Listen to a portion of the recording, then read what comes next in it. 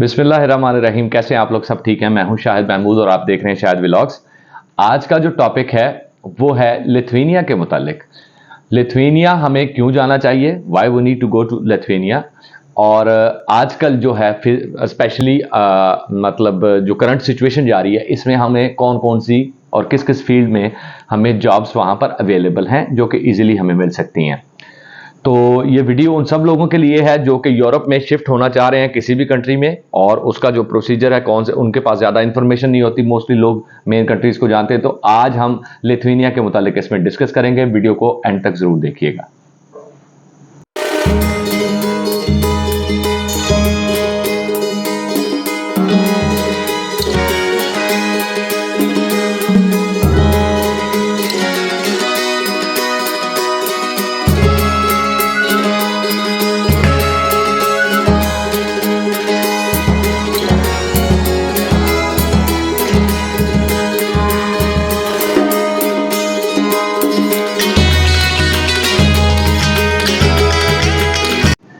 जी, तो लिथुआनिया जो है इसके मुतालिक आपको बताते चलें थोड़ी सी पहले कि ये लिथुआनिया कंट्री जो है ये यूरोप के बाल्टिक रीजन में पाया जाता है। मतलब बाल्टिक रीजन है यूरोप का हिस्सा, उसमें आता है। इसके साथ लैटविया और एस्टोनिया, ये दो कंट्रीज़ भी इसके साथ ही मतलब उसी रीजन में आते हैं। और उसके बाद आ जाएं, अगर पोलैंड की बात करें तो ये उसके साउथ में आ जाता है, नॉर्वे उसके नॉर्थ में आ जाता है। तो ये मतलब ये उसकी ज्योग्राफी है। लिथुआनिया छोटा सा कंट्री है, ज़्यादा आबादी नहीं यहाँ पे पाई जाती। मतलब लोग अगर देखें तो 2.8 मिलियन यहाँ पे लोग पाए जाते हैं। तो 2.8 मिलियन की जो आबादी आपको भी पता है कि एक मतलब छोटे मुल्क में होती। लिथुआनिया की हिस्ट्री ये है कि ये 1990 में रशिया से आज़ाद हुआ, और रशिया से आज़ाद होने के बाद जब इनको आज़ादी मिली तो बहुत से लोग यहाँ से ना मूव भी कर गए। मतलब जो कि वेल्दी थे या बड़े बिजनेसमैन थे या मतलब रिच पीपल थे, वो वहाँ से मूव करके डिफरेंट कंट्रीज़ में चले गए। आपको पता है कि जब नया नया मुल्क स्टार्ट होता है तो उसमें बहुत सारे क्राइसिस भी आते हैं, तो वो उन लोगों ने मूव करना बेहतर समझा, यहाँ से निकल गए। तो पीछे जो आबादी इसी वजह से बहुत कम रहेगी। और ये वो लोग थे जो कि मिडिल क्लास थे, मतलब लोअर क्लास भी कह सकते हैं, और मिडिल क्लास जो कि मूव नहीं कर सकते थे या उन्होंने मूव करना नहीं चाहा अपनी ज़मीन की लगाव की वजह से। तो ये थोड़ी सी इसकी हिस्ट्री है। यहाँ के लोगों का जो कल्चर है वो बड़ा मतलब सिविलाइज्ड किस्म के लोग हैं। ये अपनी रिवायात को बहुत ज़्यादा मतलब उसकी प्रोटेक्शन करते हैं, अपनी रिवायत को फॉलो करते हैं। मिसाल के तौर पे अगर मैं आपको थोड़ी सी इन्फॉर्मेशन ये बताऊं कि उनके जो मतलब चिल्ड्रन, छोटे बच्चे जो हैं, वो 5 साल का अगर बच्चा हो जाए तो उसको आज भी घुड़सवारी सिखाई जाती है, और साथ वो मतलब वारबाजी और मतलब मिसाल के तौर। लेकिन इन लोगों ने अपनी एजुकेशन को जो न्यू स्टैंडर्ड्स हैं उसके साथ इन्होंने अपने आप को अपग्रेड किया। मतलब एजुकेशन के ऊपर इनका बहुत ज़्यादा फोकस था। वो वैसे भी मतलब कुछ नेशंस ऐसी हैं जैसे जापान की अगर हम हिस्ट्री ले लें तो उसको देखें कि जापान पे जब बहुत ज़्यादा क्राइसिस आया हिरोशिमा के बाद, तो उन लोगों ने एजुकेशन को अपना जो है ना वो अपनाया, और आज वो दुनिया में लीडिंग नेशन के तौर पे माने जाते हैं। तो ये एजुकेशन सबसे बेसिक की है हम हर किसी नेशन की। तो लिथुआनियन लोग भी बहुत ज़्यादा एजुकेटेड होते हैं मोस्टली। अच्छा, अब ये है कि यहाँ की जो लाइफ है ना वो बड़ी रिलैक्स किस्म की है। मिसाल के तो डेफिनेटली आपको समझ आ गई होगी कि लोग जो हैं बहुत सिविलाइज्ड हैं, एक दूसरे की केयर करने वाले लोग हैं, क्राइम रेशो बहुत कम है। मिसाल के तौर पे अगर आप पीस की बात करें ना, तो अमन पसंद मुल्कों में ना दुनिया के सबसे पीसफुल कंट्रीज में इसका 20th नंबर आता है। तो आप खुद समझ लें कि मतलब कितना कम क्राइम रेशो है वहाँ पे, और लोग मतलब सिविलाइज्ड हैं इस बेसिस पे। अच्छा, अब इन्होंने जो है ना अपनी जो सेटिंग मतलब की है कि मिसाल के तौर पे अगर ये अपने आप को बूस्ट अप करते गए तो इन्होंने अपने आप को इंटरनेट टेक्नोलॉजी में बहुत ज़्यादा आगे लेके गए। मतलब दुनिया में ये सबसे वाहिद एक मतलब कह सकते हैं वाहिद कंट्री है कि जिसमें सबसे ज़्यादा फ्री इंटरनेट दिया जाता है, इंटरनेट सर्विसेज प्रोवाइड की जाती हैं। मतलब ये इंटरनेट सर्विसेज प्रोवाइडिंग कंट्रीज़ में पहले नंबर पर आता है। उसके बाद इसके जो लोग हैं ज़ुबान कौन सी बोलते हैं, 85% यहाँ पे लोग जो हैं वो इंग्लिश बोलते हैं। उसके बाद बाकी जो हैं इनकी जो लेज़र टेक्नोलॉजी है इसमें ये पहले नंबर पर आते हैं। लेज़र टेक्नोलॉजी में इन्होंने बहुत ज़्यादा तरक्की की। ये तो थोड़ी सी इंफॉर्मेशन थी लिथुआनिया के मुतल्लिक कि लिथुआनिया में किस किस्म के लोग पाए जाते हैं और किस किस्म का वहाँ का रहन सहन है और कंट्री की कंडीशन क्या है। यूरोपियन यूनियन का ऑलरेडी मैं आपको बता चुका हूँ, तो डेफिनेटली मतलब वहाँ पे अगर आप जाते हैं और इसका वीज़ा बड़ा आसान है। मैं मिसाल के तौर पर ये बोलूँ, इसका वीज़ा लेना भी आसान है, इनके रूल्स एंड रेगुलेशंस बड़े लीनियंट है।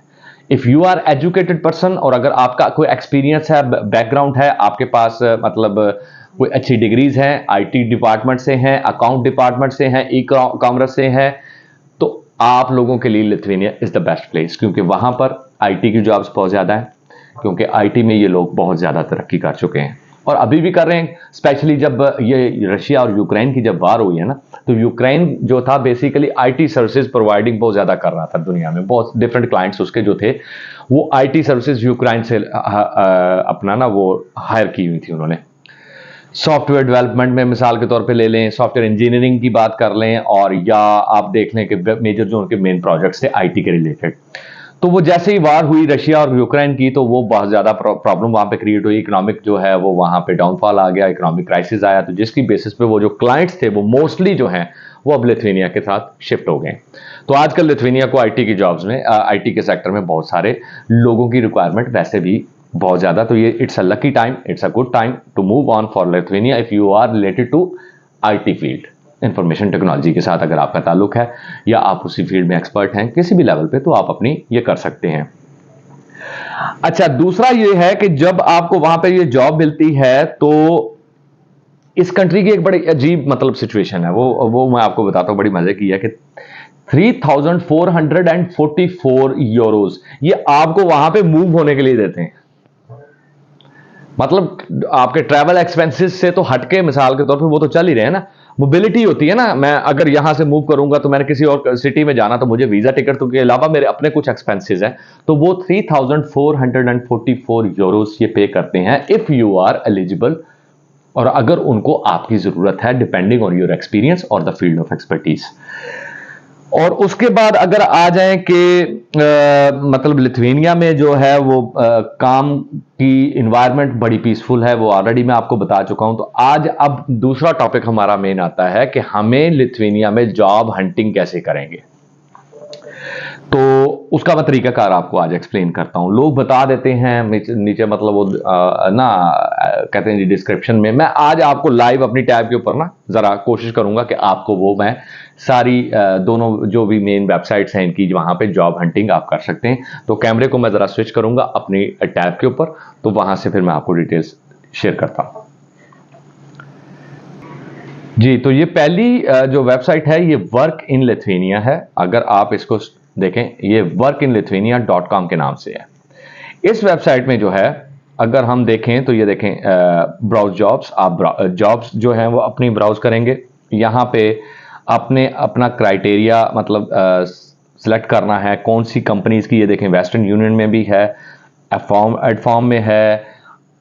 आप मोस्टली देखेंगे तो सारे जो हैं ये operation managers, IT, MIS finance है, ये फाइनेंस की मैं आपको बता चुका हूं, ई कॉमर्स की बात कर चुका हूं, डेवलपर्स आपको चाहिए। ये 2 घंटे पहले की हैं, ये देखें एडेड 2 आवर्स अगो, 13 सेकंड्स अगो। नेस्डैक की भी हैं, senior data analyst in trade surveillance operations, और मतलब अगर आप मोर करते जाएं और इसी तरह आपके एनालिसिस, ये डेली बेसिस पे मतलब यहाँ पे आपकी जॉब्स की जो है ना वो क्या कहते हैं अपडेशंस हो रही हैं, और यहाँ पे आपको प्रॉपर तरीके से आप अप्लाई कर सकते हैं। मतलब व्यू जॉब करेंगे तो जो जॉब है इसकी पूरी डिटेल होगी, यहाँ पे आपके जो हैं वो सारे एक्सपीरियंस रिक्वायर्ड है, जो आपकी मंथली सैलरी है 1600 euros to 2083 euros, full time है, लोकेशन सारा कुछ यहाँ पे लिखा हुआ है। फिर उसके बाद ये सारी डिस्क्रिप्शन है, आप इसको प्रॉपर तरीके से स्टडी कर सकते हैं, और जब आपको क्लियर हो जाए तो आप यहाँ से अप्लाई भी कर सकते हैं। अप्लाई करने का तरीकाकार सारा नेक्स्ट ये नीचे पड़ा हुआ है, आप यहाँ से क्लिक करेंगे तो apply for this job posting you must log in. जब आप लॉग इन करेंगे तो सिंपल सा आपका लॉग इन बन जाएगा। लॉग इन आप क्रिएट कर सकते हैं फेसबुक या लिंक्डइन के जरिए, ये मुझे बताने की जरूरत नहीं है। सेकंड आ जाए जी दूसरी, cvmarket.lt, LT फॉर लिथुआनिया। अब ये जो है ना ये बेसिकली लैंग्वेज आपको यहां से ट्रांसलेट करना पड़ेगा। अगर मैं ट्रांसलेटर अपना ओपन करता हूं तो इंग्लिश में मैं इसको ट्रांसलेट कर लेता हूं। अब यहां पे आ जाएंगे जी आपके ये लिथुआनिया के सिटीज आ गए। सिटीज़ कौन से में आप जाना चाह रहे हैं, ये सारे, और उनके हिसाब से जॉब्स जितनी भी हैं यहाँ पे लिखी हुई हैं सारी। मिसाल के तौर पे ये विलनियस के ऊपर हम अगर सर्च करते हैं तो उसको अप्लाई करते हैं तो सर्च क्राइटेरिया कैटेगरी जो है यहाँ पे आप इंफॉर्मेशन टेक्नोलॉजी ही सिलेक्ट कर लें और फाइनेंस कर लें। उसके बाद आ जाएं जी, आप सर्च कर दें इसको। तो ये देखें जी, अब यहाँ पे इंग्लिश, ये इनकी जो लिथुआनियन जो है ना लैंग्वेज उसमें लिखा हुआ, तो इसलिए मैं इसको इंग्लिश करता हूँ। 9 आवर्स अगो, 1 डे अगो, ये देखें 1 डे अगो, यानी लेटेस्ट जॉब्स यहाँ से आपको मिलेंगी जो कि डिटेल्स होंगी सारी। प्रोजेक्ट मैनेजर हैं, सेल्स प्रोजेक्ट मैनेजर है, डिज़ाइनर असिस्टेंट है। तो इस तरीके से आप इनको प्रॉपर तरीके से ब्राउज करेंगे, और ब्राउज करने के बाद यहाँ से आप अपनी CV लॉगिन करने के बाद डेफिनेटली आप अपनी CV अपडेट करें और अप्लाई कर सकते हैं। सो अल्लाह पाक करम करे तो मेरा ख्याल है कि अगर आपका एक्सपीरियंस पॉजिटिव है तो डेफिनेटली जॉब अच्छी मिल सकती है जी। तो ये प्रोसीजर था जो मैं आप लोगों के साथ डिस्कस करना चाह रहा था कि आपको आज इसका गो थ्रू करवाया। इसी तरह बहुत सी और वेबसाइट्स भी होंगी, फेसबुक पे, इंस्टाग्राम पे, लिंक्डइन पे आप सर्च कर सकते हैं, लेकिन मैंने एक सिंपल तरीकाकार बताया कि यहाँ पे जॉब्स हैं। और मेरा ये ज़हन है कि मतलब जितनी भी ये सारी रिसर्च करते हैं, मैं और मेरी टीम जो है वो पिछले पूरा एक हमारा एक सिनेरियो होता है, उसमें पूरा वर्कआउट करते हैं, आपके लिए न्यू इन्फॉर्मेशन लेकर आते हैं। तो मकसद ये है कि आप लोगों में जिसका भी, अगर एक इंसान का भी भला हमारी वीडियो की वजह से हो गया तो मेरा ख्याल है हमारा मकसद पूरा हो गया। तो हम ये कोशिश करते रहेंगे, और आगे इंशाल्लाह डिफरेंट कंट्रीज़ के मुतालिक मुझे जो जो इन्फॉर्मेशन मिलेंगी वो भी मैं आपके साथ शेयर करूँगा। तो तब तक के लिए अपना और इस चैनल का ख्याल रखिएगा। अल्लाह हाफिज़।